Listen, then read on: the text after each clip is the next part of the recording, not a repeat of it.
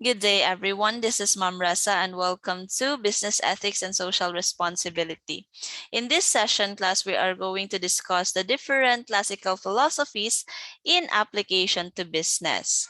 And in business ethics class, it's really important to understand these different classical philosophies, as this serve as basis in conducting ethical practice in doing your business.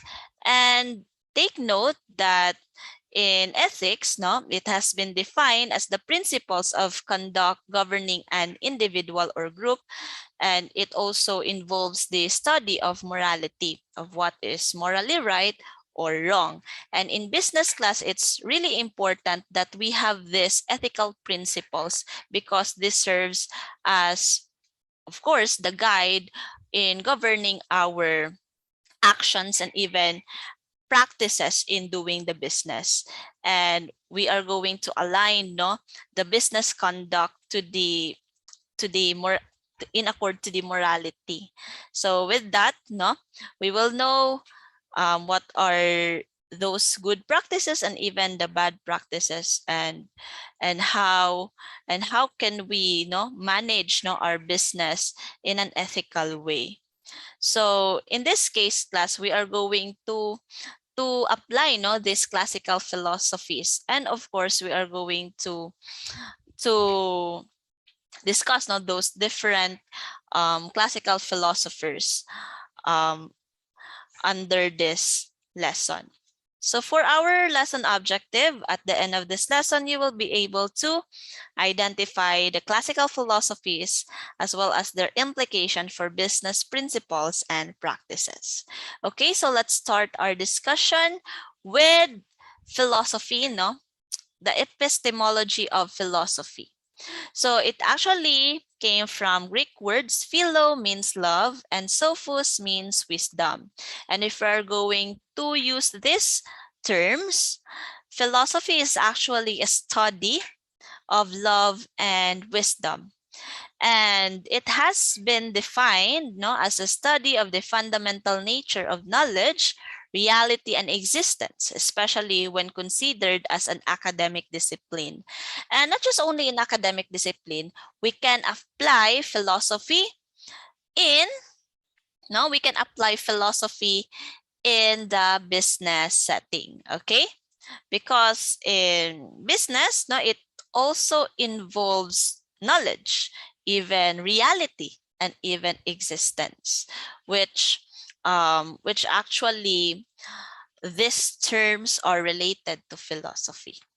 Okay, so I have here the picture of this man, and this man is a philosopher.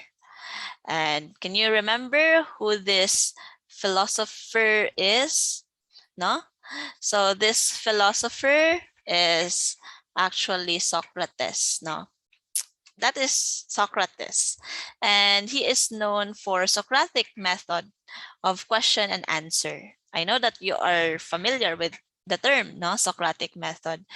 And his claim involves that he was ignorant, and his claim that the unexamined life is not worth living for human beings.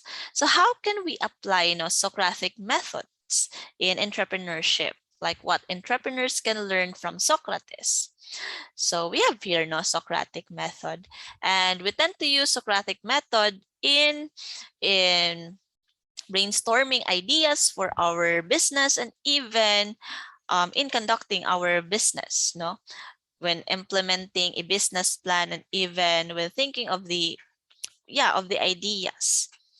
So Socratic method is actually a systematic process for examining the ideas, as I've said, and even mga questions and answers that form the basis of human belief. And it also involves recognizing that all new understanding is linked to prior understanding. So in this sense, it actually established connection between your prior understanding, your prior knowledge, and even the new understanding or the new knowledge. So through Socratic method, you will be able to connect the new understanding with the prior understanding. And the purpose here is to generate an open-ended discourse. Especially when you do the planning stage for your business, you're going to discuss mga ideas, no? Which ideas are good for the business, which ideas are feasible for the business, and so on. And you involve questioning. Like, do you think this idea is good? No? What are the disadvantages for this idea? What are the disadvantages rather for this idea, or what are the advantages for this idea?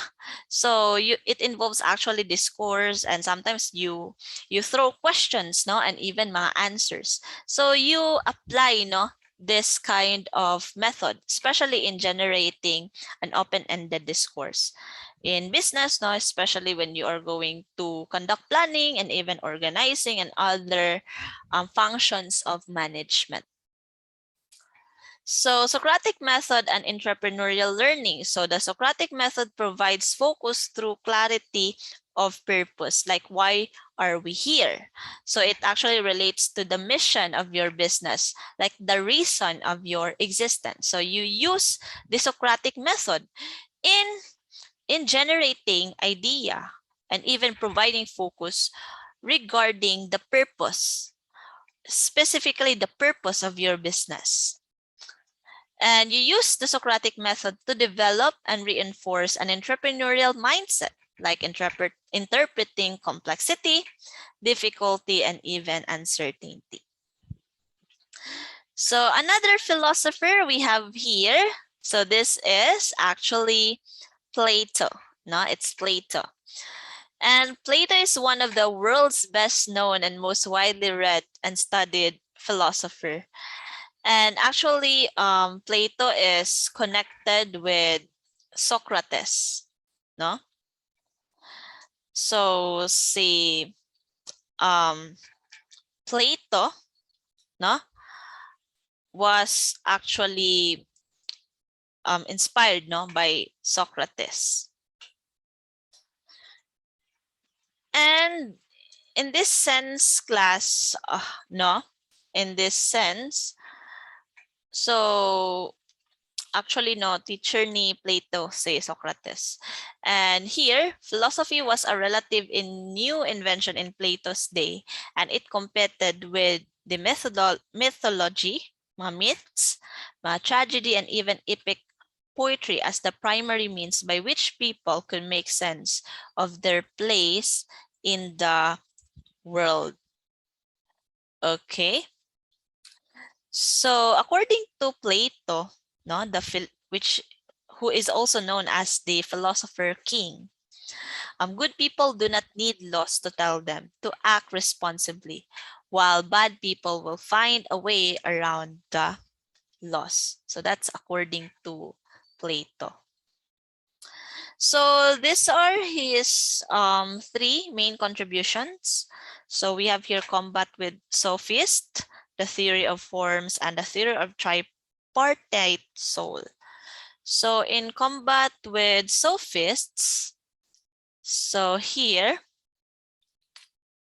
it indicates that sophism was another method of teaching in ancient Greece in which a handful of intellectual thought general wisdom about human affairs such as rhetoric, philosophy, and even to children of the wealthy. So in Sophism class, you have been taught about general wisdom regarding with the human affairs, especially in doing business, you involved with affairs, no, like business transactions, mga business affairs between buyers and sellers. So you can actually apply this method.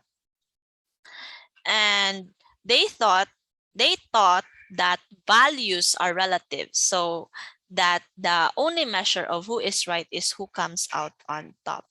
And Plato could see the danger this moral relativism posed for the state and for the people who lived in it.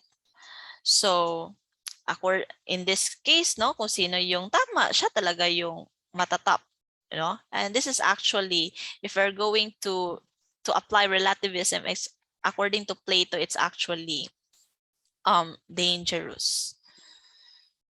So Plato is actually influenced, no, by Socrates, no. So another one of his contributions is the theory of forms, which attempt to cultivate our capacity for abstract thought. So it involves no abstraction. So it differentiates the abstract world of thought from the world of the senses. So where art and mythology operate. So in this case, Plato argued that abstract thought is superior to the world of the senses because abstract involves mga ideas and you have to analyze no those ideas nga dili nato siya makita, hindi natin siya makikita using our senses, no. We have the sense of touch, sense of sight, and etc. Another is we have here the theory of um, tripartite soul. So in this theory class, it actually consists, no? It actually consists of 3 parts. And according to Plato, each person is divided into 3 different parts. And we have here the appetites, our body, our mind, and even our spirit, no, or our soul. So in body, it's this involves mga physical activities, minds, no, the way we think, and even the spirit. So tripartite. Tripartite. So it involves these 3 parts, no, of our soul. So these parts are simply in different balance, no, from one person to the next. So now we have here the logical part, the minds, the appetitive part, and even the spirit. So actually, class, each of us now will experience no inner conflict from time to time, and everyone no experience this kind of inner conflict. So there are times that we might know we need to discuss know what decisions are we going to make, especially if we're going to experience this kind of inner conflict. So another, we have this philosopher. Who do you think this philosopher is? So we have here Aristotle. So actually Aristotle is a towering figure in Greek ancient philosophy, no?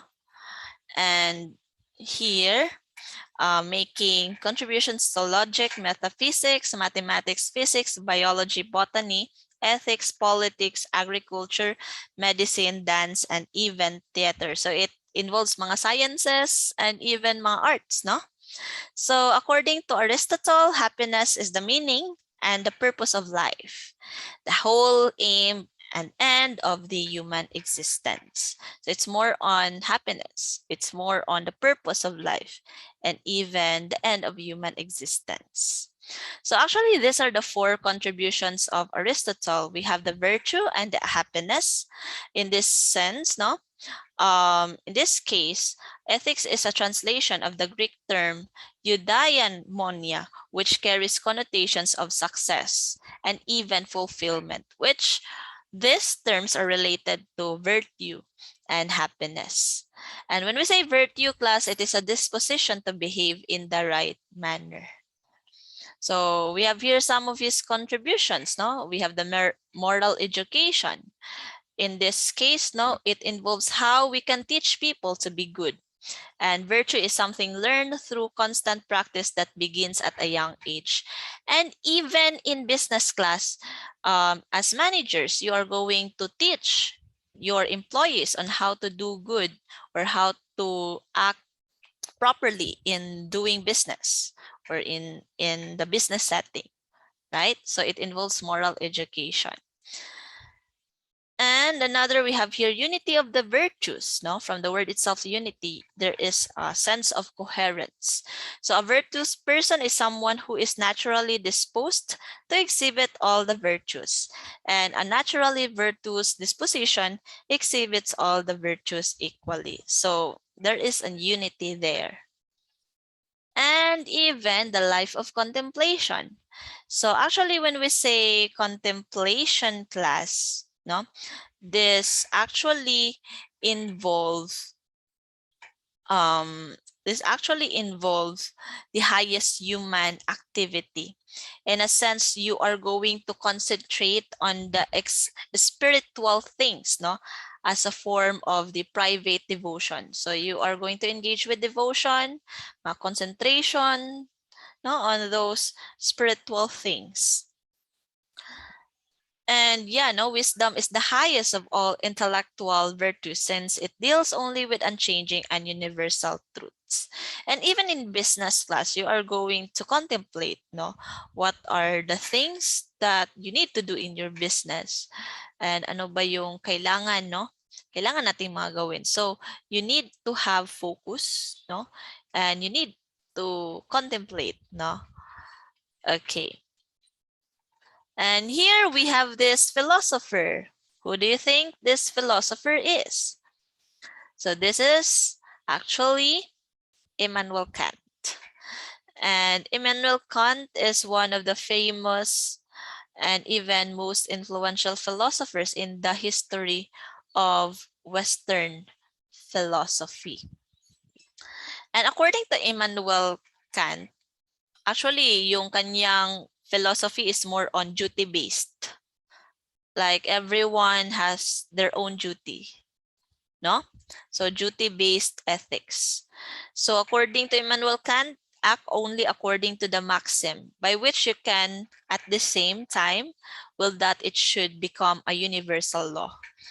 And actually, class, Immanuel Kant introduces different maxims, and I'm going to discuss each maxim in the next slides. So Immanuel Kant is also a German philosopher who advanced the theory of deontology. And the theory of the deontology is actually related to duty and obligation. So we have here the theory of deontology, which proposes that ethical behavior is simply by doing God's will. So it's more on God's will. And this is a moral theory that is dependent on the scriptures, which may refer to rules, moral laws, and even intuition. And it is based on the Greek words deion and logos, which means the study of duty. So that is why si Immanuel Kant, ang iyahang theory of deontology is more on duty-based, like indicating that each of us has our own duty. And even in business, naman dito mga duties, no? Mga obligations. So what are these two types of duties? We have here hypothetical imperative.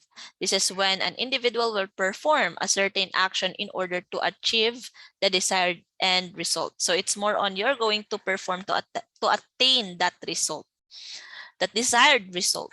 And we have here categorical imperative. Una, hypothetical. This one, categorical imperative, which involves an individual performing a certain action as compulsory, regardless of the end result or away from the personal influence. So hypothetical imperative class, it's more on your desire, like you act based on your desire. However, sa categorical imperative, you act because it's compulsory. So that's the difference between the two. And this is actually what happens in reality. Now, sometimes we perform based on our desires, no? Because we want this, we have to perform.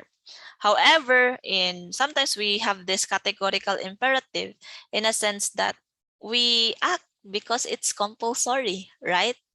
Like required siya, no?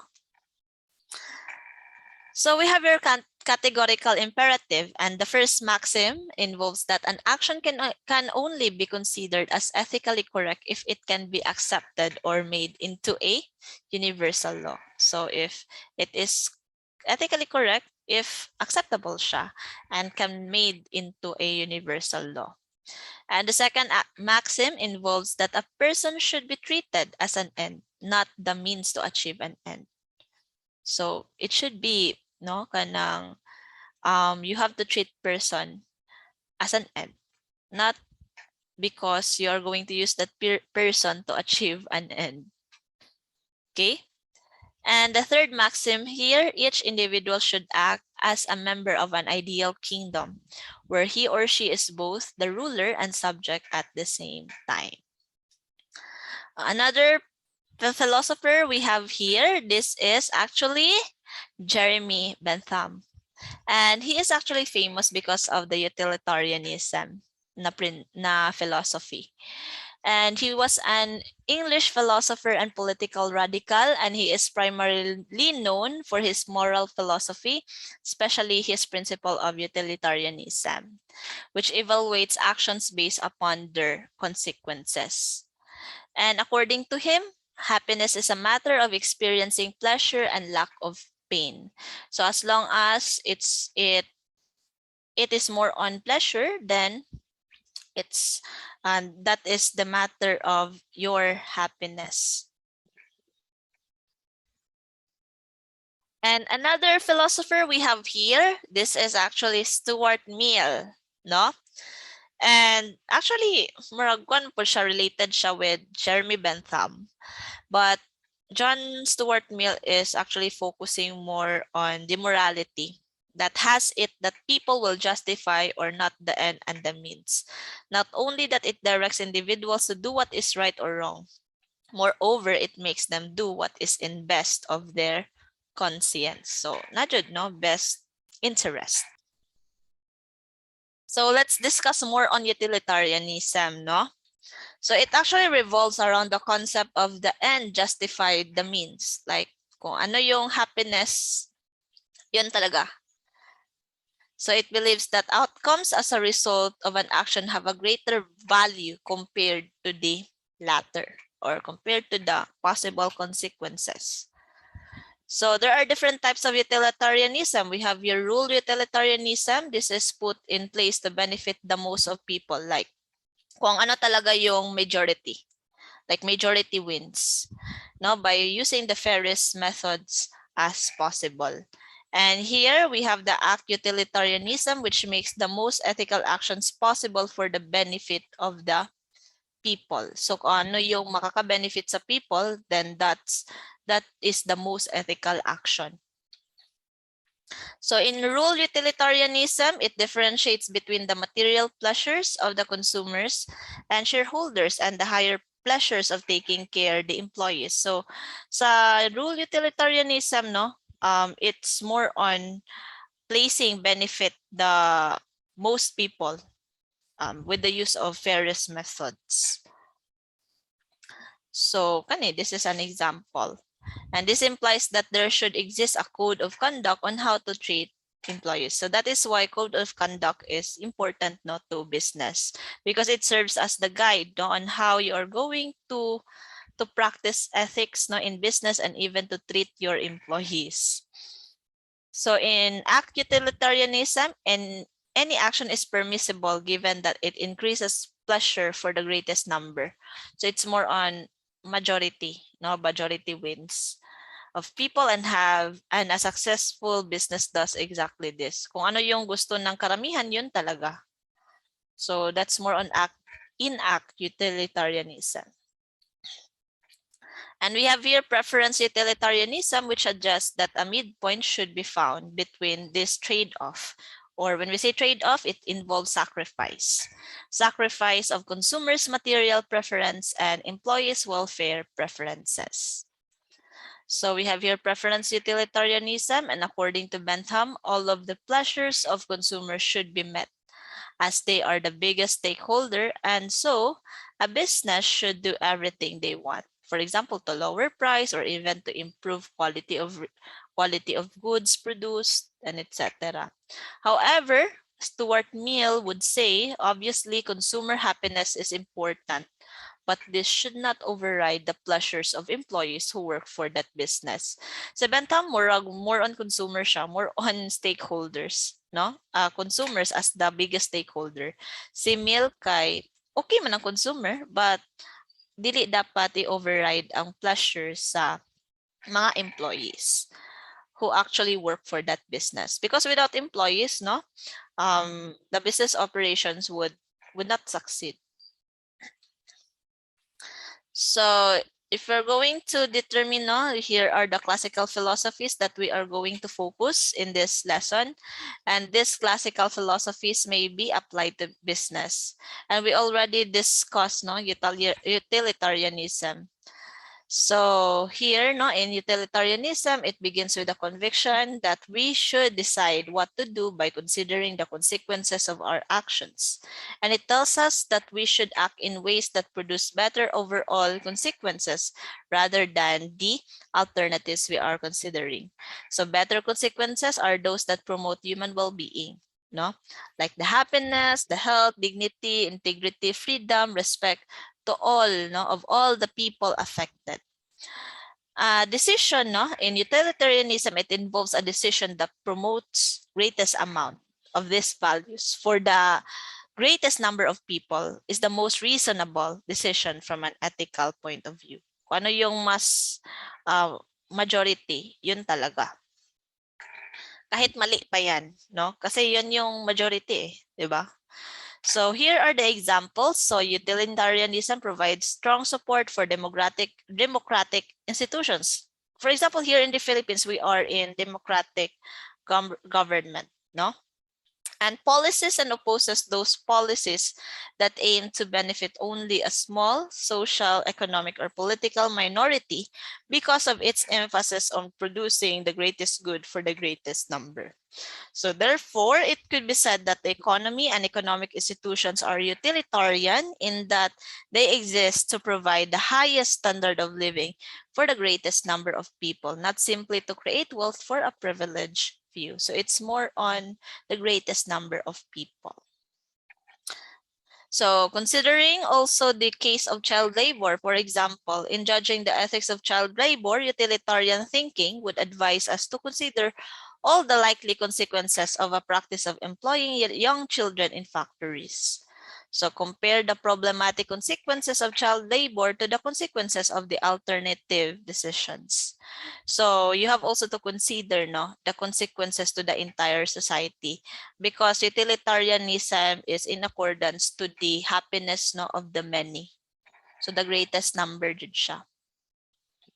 So thus one might argue on utilitarian grounds that such labor practices are ethically permissible because they can produce overall consequences than the alternatives. Okay.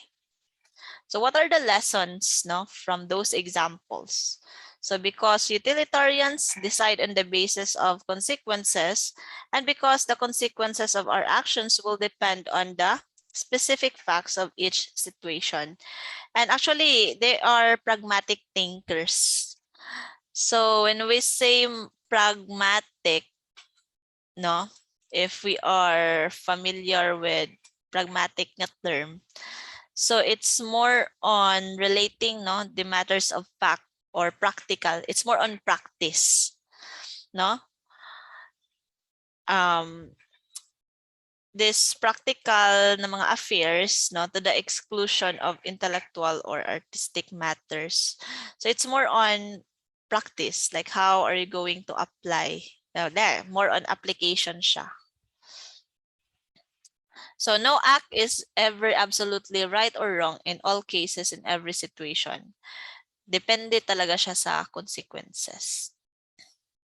And utilitarian reasoning usually supplies, no, some support for each competing available alternative. Like for example, you ban child labor as harmful to the overall good, or even allow child labor as contributing to the overall good. So it depends on the greatest, no, the happiness of the greatest number.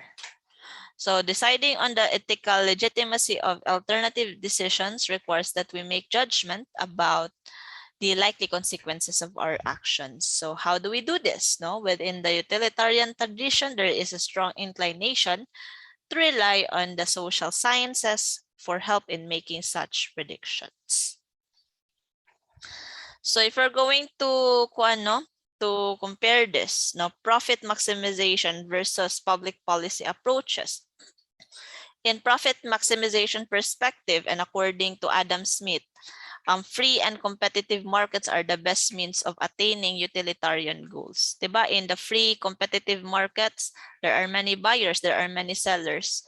And actually, it's the best way because the decision, no, in the market depends on the supply and even the demand. No, supply from the sellers and even the demand from the buyers. So neoclassical free market economics advises us that the most efficient means to attain that goal is to structure our economy according to the principles of the free market capitalism. And in free market class, there is no government intervention. Like this involves let alone policy. So let the market do move on its own. So here, we have profit maximization. This requires that business managers in turn should seek to maximize profits.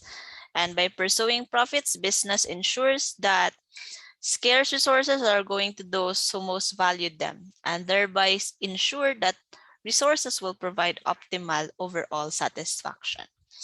And thus, competitive markets are seen by these economists as the most efficient means to the utilitarian end of maximizing happiness. Again, in utilitarianism, it's more on maximizing your happiness. However, in public policy perspective, it turns out that policy experts who can predict the outcome of various policies and carry out policies that will attain utilitarian ends. So it's more on mga policies.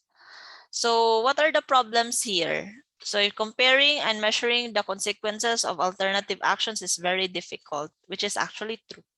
And one problem that follows from this is that because of these difficulties, there will be a tendency to ignore the consequences, like what will be the result, because we always rely on what is the benefit from the many. So especially the harmful consequences to anyone other than those closest to us. And yeah, do the ends justifies the means? No, are there not certain decisions that should follow no matter what the consequences? However, there are also advantages or the benefits of utilitarian ethics, like liberal. No one's happiness is more important than others, and it able to describe much of a human decision making, and mas madali lang siya i-understand. And it forces us to examine the possible outcomes, like mga consequences of our decisions. So here, next is the social contract as a principle. So far, we have mentioned mga legal rules, organizational rules, and role-based rules, and even mga professional rules. And these rules are actually related with the social contract, which functions to organize and ease relations between individuals. Diba? If there is a contract, there is an agreement there, clear agreement there, which organize relationships. So no group could function if members were free at all times to decide for themselves what to do and how to act. So that is why managing contract, and this is where contract exists. Okay. So another is we have your moral rights and duties. The foremost advocate of this tradition in ethics is the 18th century German philosopher Immanuel Kant. Kato, duty-based theory. So he argued that there is essentially one fundamental ethical principle that we follow no matter the consequences. So we have to respect the dignity of each individual human being. So it's more on moralities of individual human being, and also the duty, duty and obligations. So respecting human dignity. So can claim that this duty to respect human dignity could be expressed in several ways. So act according to those rules that could be universally agreed by all people, And this is the first form of the famous Kantian categorical imperative. Diba? Dalawang imperative, hypothetical imperative, like we act based on our desires, and categorical imperative, we act because it's compulsory. So another less abstract version requires us to treat each person as end in themselves and never only as means to our end. So ito yung mga maxims, no? So what rights do we have? So what makes us human is our capacity to make free and even rational decisions, no, or rational choices. So humans do not act out only of the instinct and conditioning. They make free choices about how they live their lives, about their own ends. In this sense, humans are said to have autonomy or independence. Autonomy means independence. So to treat someone as a means or as an object, it is to deny them this distinctive and essential human characteristics, and it would be to deny them their very humanity. So from this, we can see how two related rights have emerged as fundamental within, even in philosophical ethics. So in this case, if autonomy or self-rule is fundamental characteristic of human nature, then the freedom to make our own choices deserves special protection as a basic right. So it's more on, ang Kant, it's our duty is to respect human dignity. So we have autonomy, we have independence. And since all humans possess this fundamental characteristic, equal treatment and equal consideration is also a fundamental right. So therein nag-exist yung equal employment opportunities sa business, and even treat with justice and even fairness, equal considerations. So universalism, another one is universalism, rights to be recognized. So we have here right to privacy, right to freedom of conscience, right to free speech, right of due process, right to freedom of physical movement, right to ownership of property, right to freedom from torture, right to a fair trial, right to non-discriminatory treatment, right to physical security, right to freedom of association, and right to minimal education, and right to political participation, and right to subsistence. So do you agree with this? And these are universally our universal rights. And yeah, when we say universalism, that is kung ano jud, kung unsa jud applicable para sa tanan, kung ano yung applicable para sa lahat. So distinguishing between moral rights and legal rights. So it is somehow related, but not all legal rights are morally right, diba? So legal rights may be granted on the basis of legislations or mga judicial na mga rulings. And they might also arise from contractual agreements. And one cannot contract away is the moral right. And moral rights lie outside of the bargaining that occurs in a contract. So it actually established the basic moral framework for legal environment itself, and more specifically for any contracts that are negotiated with in the business. So next we have here the social justice, or the Rolshan justice as fairness. So this is actually developed by John Rawls, and he is the most powerful and influential in terms of mga justice. And Rawls offers a contemporary version of the social contract theory that understand basic ethical rules as part of an implicit contract necessary to ensure social cooperation. So social contract theory, magod, it's very explicit. You have this contract and you have to treat equally. However, in Rawlsian justice, theory of justice, it's more on understanding basic ethical rules as part of the implicit contract necessary to ensure social cooperation. And this theory actually consists of two major components. Like number one, we have here the method for determining the principles of justice that should govern the society. So the principles of justice should guide how the society works, and even the specific principles that are derived from that method. So in application of this method, imagine rational and self-interested individuals having to choose and agree on the fundamental principles of their society. And the image of members of a constitutional convention is a helpful model for this idea. And in order to ensure that the principles are fair and even impartial, imagine further that these individuals do not know the specific details or characteristics of their own lives, and they do not know their abilities or disabilities and talents or weaknesses, and they have no idea about their position in the social structure of this new society.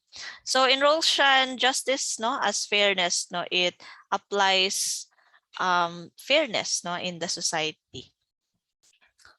So in terms of the ignorance, veil of ignorance, so they are in Rawls' terms behind a veil of ignorance and must choose principles by which they will abide when they come out from the behind the veil. So when we say veil, yung parang tawag ng veil gani. Masyang belo, Belo na pang takip sa ulo, and minsan matatakpan din yung muka, Parang siyang belo. And to ensure that each individual is treated as an end and not as a means, imagine finally that these individuals must unanimously agree on that principles. And these initial conditions of impartiality, what Rawls calls the original position, that gives guarantee that the principles chosen are fair. So, nandiyan talaga yung fairness, which is this fairness is actually the primary value of the underlying concept of rules regarding the justice. So this is the original position, and the idea of this original position of having to make decision behind a veil of ignorance is at the heart of Rawls' theory that fairness is the central element of a just decision or just organization. And he also contends that our decisions ought to be made in such a way, and our social institutions ought to be organized in such a way that they would prove acceptable to us no matter whose point of view we take. So nandiyo yung mga fairness and even original position. So he would argue that the only way we can reach this conclusion is to seek out this original perspective from behind the veil of ignorance, to strive towards perspective of ignorance with regard to our position, and instead to strive toward impartiality. So if we're going to check this one, for example, you have a dessert, and you're cutting a pie before the arrival of the guests. You don't know which slice will be yours or even for your guests. So this is actually comparable to having to decide behind the veil of ignorance. So in this case, you are likely to cut each slice the same because, for example, if you end up to choose the to slide at the last, then at least equal ra. So at least end up with a slice as large as everyone else and at least no smaller. So equal lang talaga. And the same will be true, Rawls would argue that the distribution of goods and services in a social group should be equal. So if you are not certain in which group you might fall once the hypothetical veil is lifted, and you are most likely to treat each group with the greatest care and equality in case that is the group in which you later find yourself. So is example here, we have the veil of ignorance, pie distribution under veil of ignorance. So you notice it's equal. However, without the veil of ignorance, it's not fair. No, it's not fair. Because unequal, If you are sure that you will be the one to get the pie, then of course you have to to cut large for yours. However, in this case, there is a veil of ignorance because you don't know if you're the first or if you're the last. So what you did is you make it equal. So what are the lessons learned of Rolshan justice, no, for economics and business institutions? Of course, no, there are two fundamental principles. In the first principle, it states that each individual is to have an equal right to the most extensive system of liberties, like equal rights are a fundamental element of social justice. And even the second principle, class, it is derived from the veil of ignorance, holds that benefits and burdens of a society should generally be distributed equal. Basta sa Rolshan justice, it's more on equality and even fairness. Another, we have here virtue ethics. So how can we apply virtue ethics? And take note, class, when we say virtue ethics, no, it is actually related, no, in a sense that the person will look into the virtue or moral character when carrying an action, rather than more on ethical duties and even rules, or even the consequences of a particular actions. So here, no, in ethics, it involves questions about the type of person one should become. And virtue ethics is a tradition within philosophical ethics that seeks a full and detailed description of those character traits or virtues that would constitute a good and even the full human life. So in virtue ethics, no, it focuses more on what a person should do and to focus on what that person is. So there is an implicit distinction, no, here, which is the recognition that our identity as a person is constituted in part by our wants, beliefs, values, and even attitudes. So in this case, no, character is identical to a person's most fundamental and enduring dispositions, attitudes, values, and even beliefs. So sa virtue ethics class, it also recognizes that human beings act in and form character. And yeah, they act according to virtue. And by adulthood, these character traits typically are deeply ingrained and conditioned within us. And it also seeks to understand how our traits are formed and which traits bolster and which undermine a meaningful, worthwhile, and satisfying human life. So rather than simply describing people as good or bad, right or wrong, and even ethics of virtue encourages a fuller description. So sample, no, faced with a difficult dilemma, we might ask, what would a person with integrity do? Either that person would do a bad thing or a good thing, or would do a right or wrong thing, and all. But again, no, depende talaga yan sa iyong how virtue, no, you are. So in this sense, no, if we're going to dig down with the virtue ethics, it actually calls on us to reflect on deeper questions. So given a more detailed and textured description of moral behavior, which set of virtues are more likely to embody a full, satisfying, meaningful, enriched, and worthy human life. And business provides many opportunities for behavior that is generous or greedy, ruthless or compassionate, fair or manipulative. And given these opportunities, each one of us must ask, which character traits are likely to help us live a good life and which are likely to frustrate this? So in virtue ethics, we are going to ask ourselves, what type of persons are we to be? Ano ba tayo as a person? No? Okay, so in conclusion, we have these different classical philosophies, and we can apply those philosophies in our business, especially when deciding what is good for our business, and even when doing planning, and even when making the code of conduct and even code of ethics for our business, which this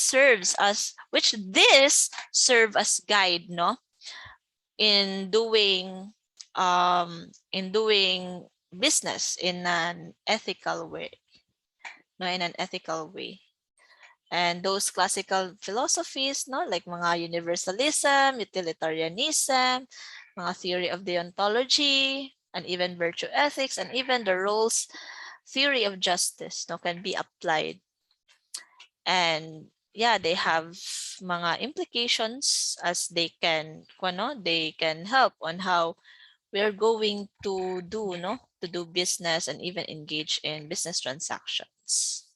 So I think that's all for our discussion about the different classical philosophies and their application to business. So once again, a pleasant day to everyone, and please do study your learning materials. And keep safe, guys, and see you on the next session.